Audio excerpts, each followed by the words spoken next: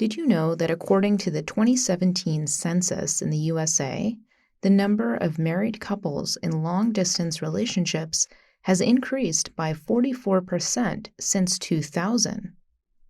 Almost 4 million people in America now live in long-distance relationships, and surprisingly, more than 58% of long-distance relationships survive physical separation. We asked Sidrah to share her story on how to successfully navigate a long-distance relationship with her studies and raising a family. What reasons factored into your acceptance of a long-distance proposal?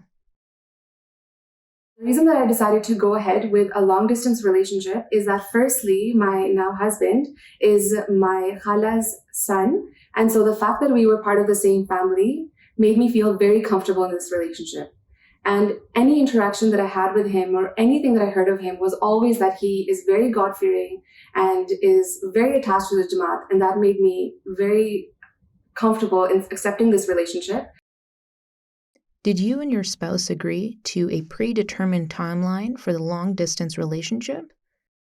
We knew that because of our studies, we would be apart for some time, but how long, we did not know for sure. But we were willing to take that step and believe in God that when it is the right time, we will ultimately live together. How difficult was it to maintain two households? When we got married, we were both students and we did not have any income. And so we are extremely grateful that both his family and my family really supported us until we were able to start making some income. And the moment that we started making some income, we really made sure to spend within our means and not, spend excessively on things that we didn't need, because ultimately we knew that what we need is just each other's support, and we want to make sure that we're working hard and studying and getting to a point where we can be more financially stable. What do you feel were the advantages and disadvantages of being in a long-distance relationship? The disadvantage was that we missed each other very much during the time that we were apart. However, the advantage was that when we were apart, we really made use of that time.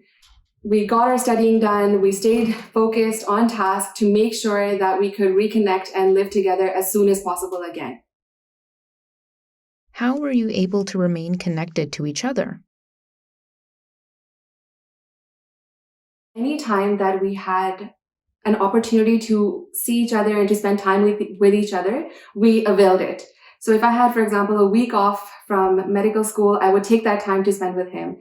Otherwise, when we were apart, then we made sure to call each other, check in on each other several times to make sure that we're doing okay and that we would talk through our problems and make sure that we're always hearing each other throughout the day.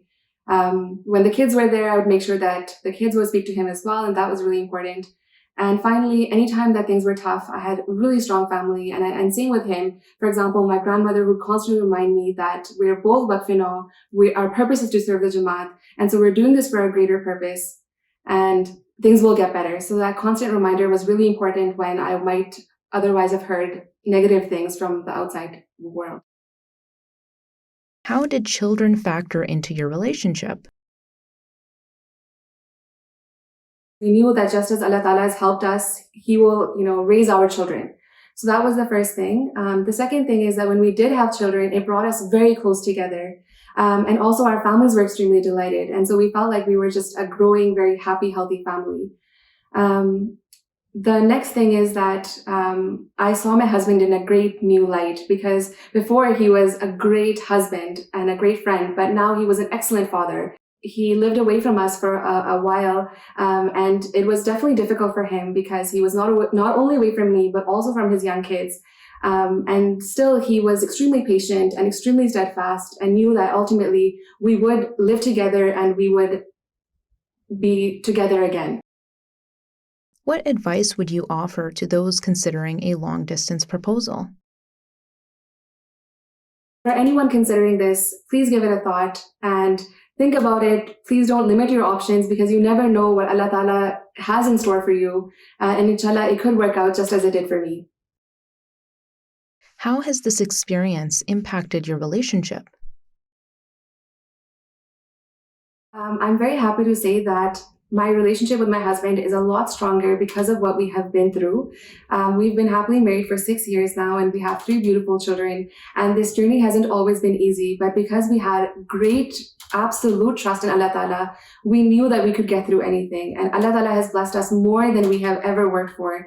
And so going forward, we know that Allah Ta'ala is still with us. And, we have 3 children that we would like to make strong waqf. So we still have great goals to achieve, and we know that we can get there with Allah Ta'ala's help. What role did prayers play throughout this journey? What I have learned throughout this entire journey is that everything is due to Allah Ta'ala. Allah Ta'ala has blessed me with a beautiful family, a very loving and caring husband. And most importantly, it's brought me closer to Allah Ta'ala.